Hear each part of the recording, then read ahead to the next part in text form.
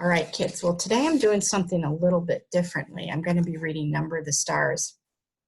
But I normally have been doing this on Class Dojo, and I have 8 minutes to do the videos. But I'm doing this through YouTube, where I have 15 minutes.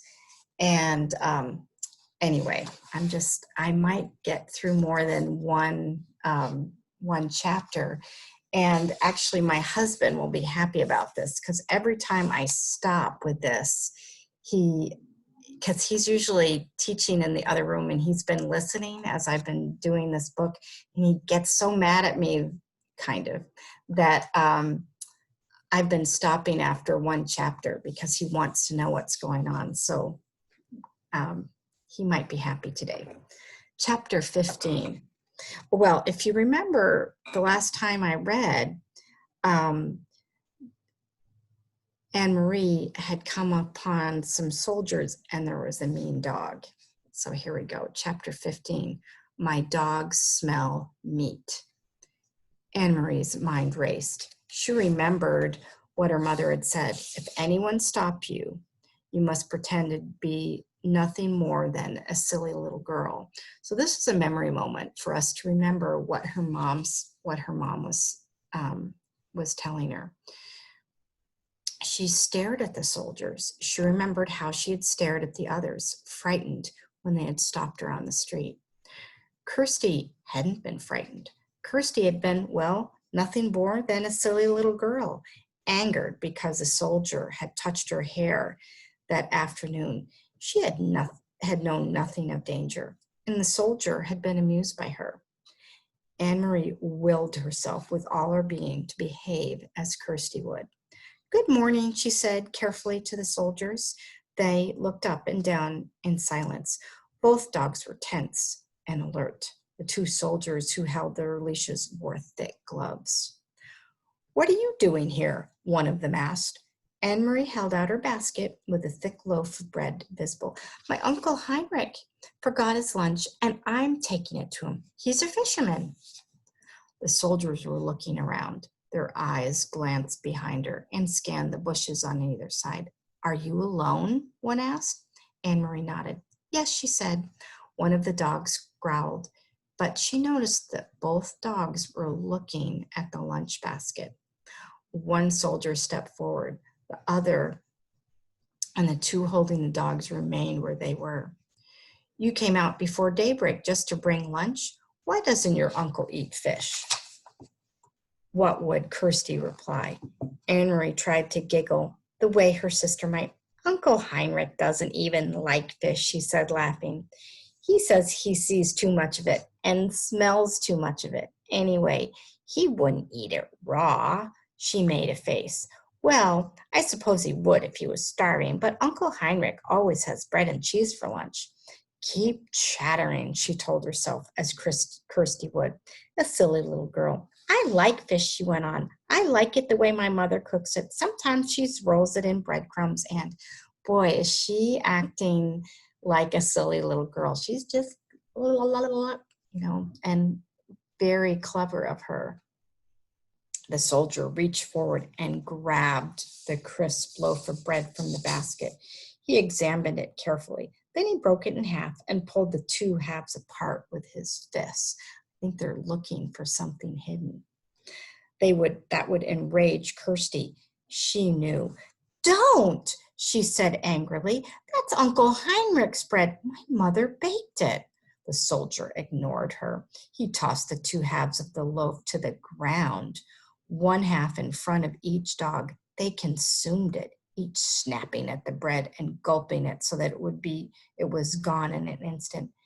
Have you seen anyone in the woods? The soldier barked, questioning her. No, only you. Anne-Marie stared at him. What are you doing in the woods anyway? You're making me late. Uncle Heinrich's boat will leave before I get there with his lunch, or what's left of his lunch. The soldier picked up the wedge of cheese. He turned it over in his hand. He turned to the three behind him and asked them something in their own language.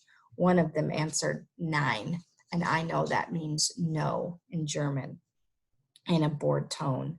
Anne-Marie recognized the word. The men had replied no. He'd probably been asked, Anne-Marie thought, do you want this? Or perhaps, should I give this to the dogs? The soldier continued to hold the cheese. He tossed it back and forth between his hands. Anne-Marie gave an exasperated sigh. Could I go now, please? She asked impatiently. The soldier reached for the apple. He noted its brown spots and made a face of disgust. No meat, he asked, glancing at the basket and the napkin that lay in its bottom. Anne-Marie gave a withering look. It means like this. You know we have no meat, she said instantly. Your army eats all of Denmark's meat. Please, please, she implored in her mind, don't lift the napkin. Remember the packets underneath the napkin. The soldier laughed. He dropped the bruised apple on the ground. One of the dogs leaned forward, pulled at his leash, sniffed the apple, and stepped back. But both dogs still looked intently at the basket, their ears alert, their mouths open, saliva glistening on their smooth pink gums. My dogs smell meat, the soldier said. They smell squirrels in the woods, Anne-Marie responded. You should take them hunting.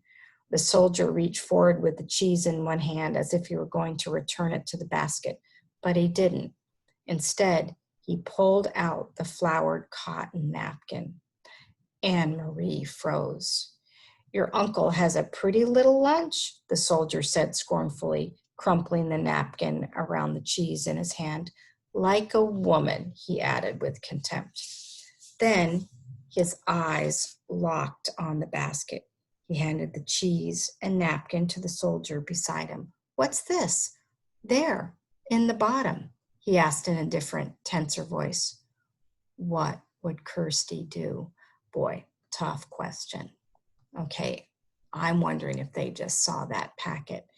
Anne-Marie stamped her foot suddenly to her own surprise. She began to cry.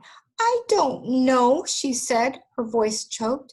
My mother's going to be angry that you've stopped me and made me late, and you've completely ruined Uncle Heinrich's lunch. So now he'll be mad at me too. The dogs whined and struggled against the leashes, nosing forward to the basket.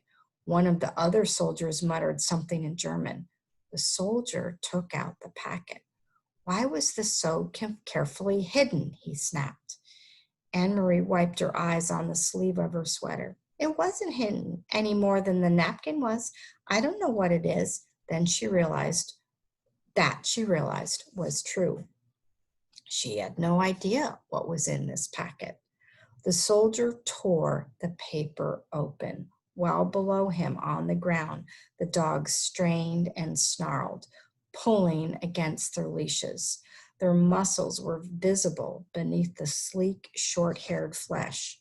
He looked inside, then glared at Anne-Marie. Stop crying, you idiot girl, he said harshly. Your stupid mother has sent your uncle a handkerchief. In Germany, the women have better things to do.